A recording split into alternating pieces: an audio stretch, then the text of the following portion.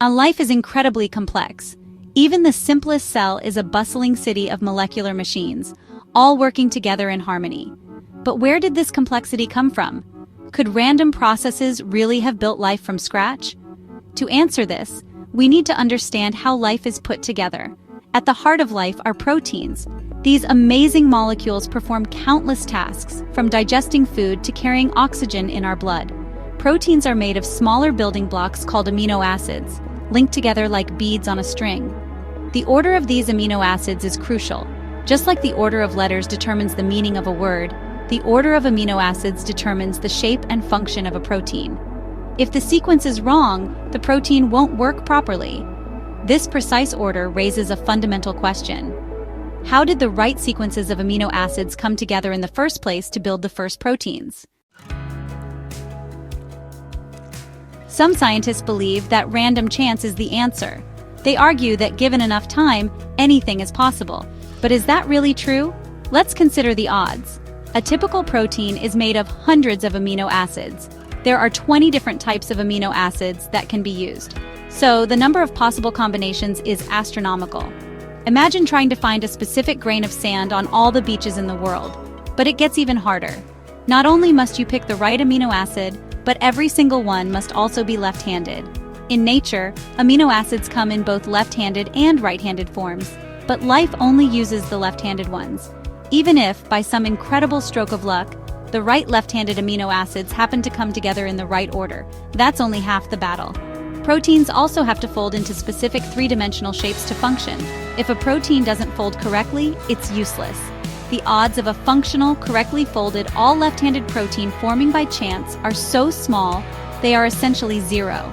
It's like winning the lottery every day for 1,000,000 years. But even if such a protein did form and fold perfectly, it still wouldn't be enough.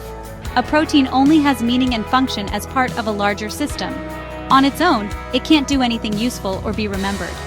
Proteins perform specific tasks within complex networks. Without the system, the function is meaningless. And here's the paradox. A system is needed to create the protein in the first place, but that system itself depends on proteins to exist. So the challenge isn't just building a protein by chance, it's building the entire system that makes and uses proteins. The precise arrangement of amino acids in proteins is like a code. This code is stored in our DNA, which acts like a blueprint for life. DNA uses a 4-letter alphabet to store the instructions for building and running our bodies. Think about human languages. We use letters to form words and words to form sentences. These sentences convey meaning because they follow the rules of grammar. Where did these rules, this language system, come from? We know they came from the minds of human beings. Codes and languages always come from minds. We don't see them arising from random accidents. Computer code, Morse code, hieroglyphics, they all point to an intelligent source. So when we see a complex code like DNA, isn't it logical to consider that it too came from an intelligent source? Some might argue that life started simple and gradually became more complex over time. But this idea faces a major hurdle. Imagine a car engine. It has many parts working together. If even one part is missing, the engine won't run. Life is even more complicated than an engine. Each part depends on other parts. Now let's clarify the difference between intelligent selection and natural selection. In dog breeding, for example, humans use intelligence to select specific traits, like breeding the smallest dogs to produce even smaller ones. This process relies on pre-existing genetic information. Humans are choosing from genes that already exist, not creating new ones. In contrast, natural selection is the environment favoring certain existing genes, but it doesn't add new genetic options to the closet. Evolution does not provide a pathway for creating entirely new genetic wardrobes or systems that allow for reversible, environment-driven changes, like animals growing thicker fur in winter and shedding it in summer. Both intelligent selection and natural selection involve choosing from existing information, not the creation of new information. Mutations, random changes in DNA, are often touted as a source of new information. But the DNA copying system is incredibly accurate, making only about 1 mistake per billion base pairs. On top of that, there's a built-in proofreading system that scans for errors, cuts them out, and replaces them with the correct sequence.